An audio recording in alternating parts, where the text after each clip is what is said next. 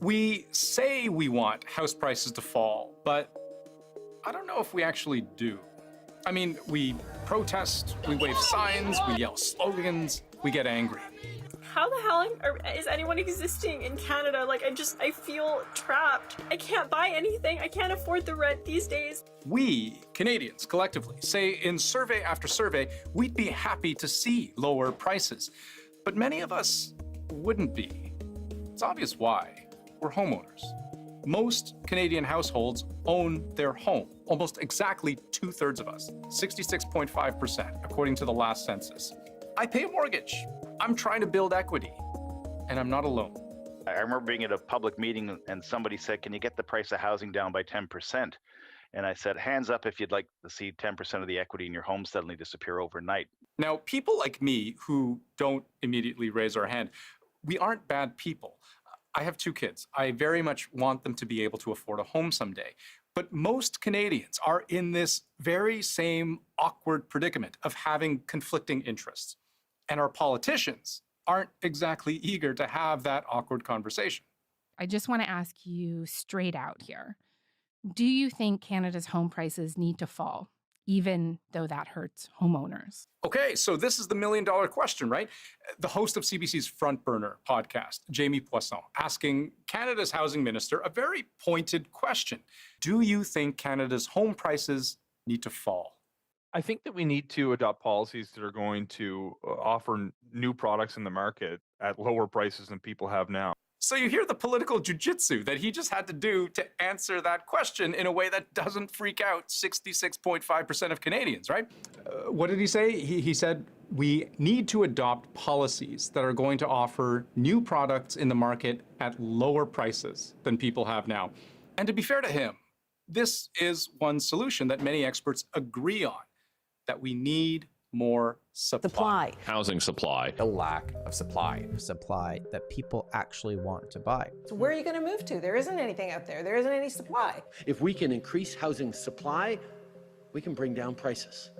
Build more homes that are actually affordable. But do we also want the value of existing homes to plummet? That's tough.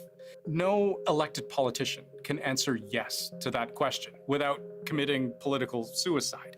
I mean, just imagine, vote for me. I'll make that lifelong investment you're trying to pay off and planning to retire on worth 20% less. You adversely impact the well-being, financial well-being of at least 66% of Canadians.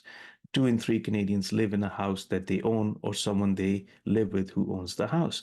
So what is the advantage of deflating an asset that is owned by most Canadians?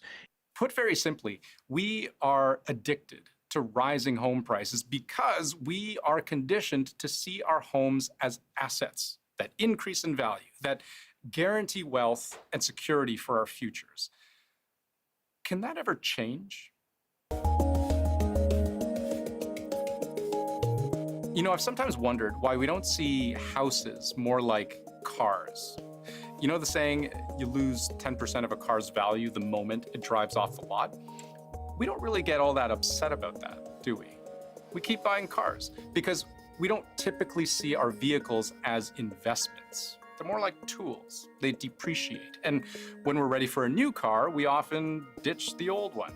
Or at least we don't expect to get our money back. Can we imagine a world where houses are more like cars? The tricky thing right now is that a lot of the current demand for housing is made up of people who are buying precisely because they know the value of their investment will increase. According to the Bank of Canada, between 2014 and 2021, almost half of all home purchases were from first-time buyers. Great.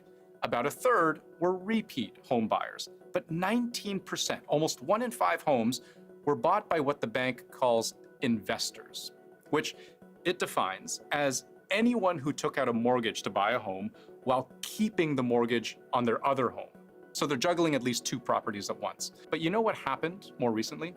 In the first 3 months of 2023, these investors were responsible for 30% of home purchases. That's up from 28% in the same period the year before and 22% in the same period in 2020. Translation, The first-time homebuyer market share is increasingly being snatched up by investors who see homes as a way of making money. This is my 8th property. The American dream is business ownership, and the Canadian dream is home ownership or wealth creation through real estate. We don't see cars that way, do we? But imagine if we did. Homes aren't for making money, they're for living in.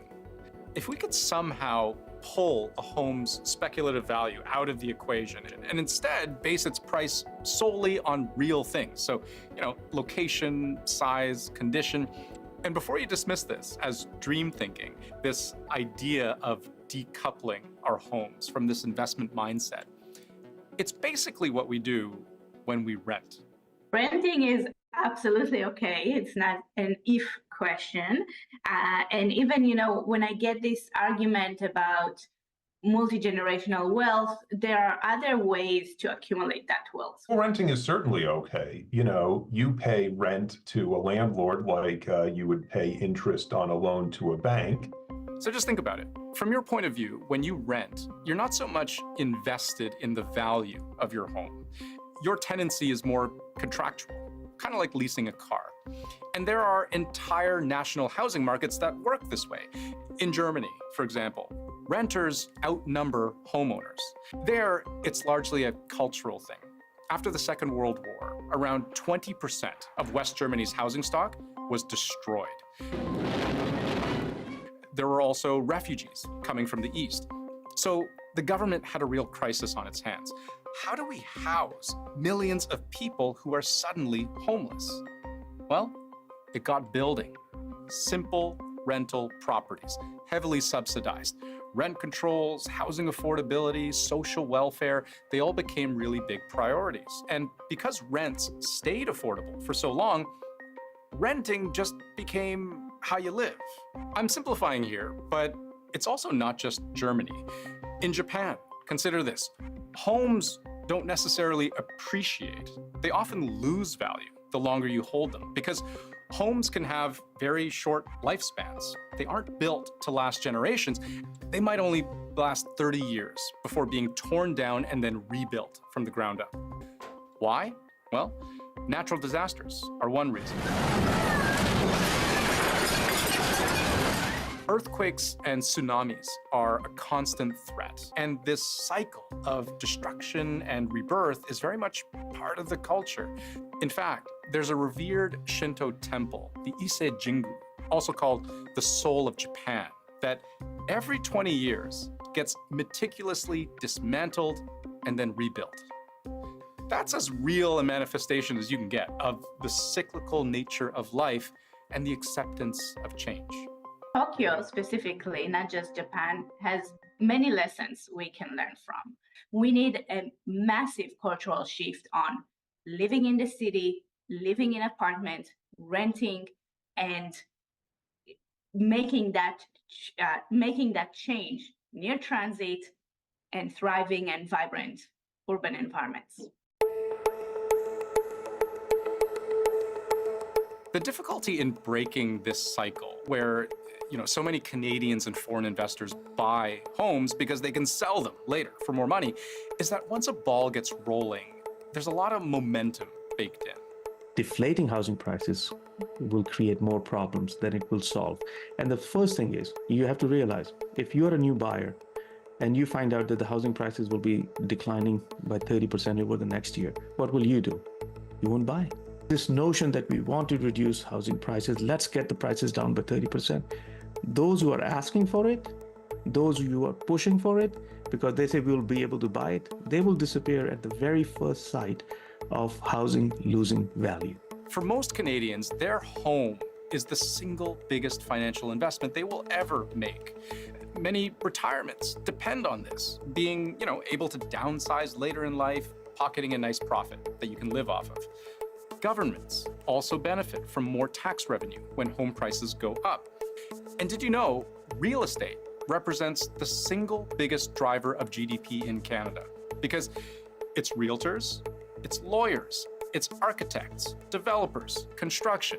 That is the system built around a philosophy that homes are made so we can extract profit. Developers need to sell 70% of the units before any bank is even willing to give them any money. So as long as this is how we finance construction, there's a very massive risk on the development. We are building to the investor and not to the end user. And that is a shift that we need to make in this country. Now, I'm not saying this is a bad system. It's how most Western countries work. But it's also the elephant in the room that lawmakers are constantly in search of solutions to a problem that would be very politically dangerous to tackle head on. But the downsides of only tinkering around the edges, well, I'll let the experts have the final word. If you don't own a property, you don't know when your landlord's going to get rid of you. You're worried about finding the next place. You're worried about getting priced out and having to move markets altogether. It hurts Canadians. It hurts Toronto and other big cities, because if future generations will not see an option for themselves to live and thrive in the city, they will leave the city. And I don't think that this is a price that we should, the city should suffer from.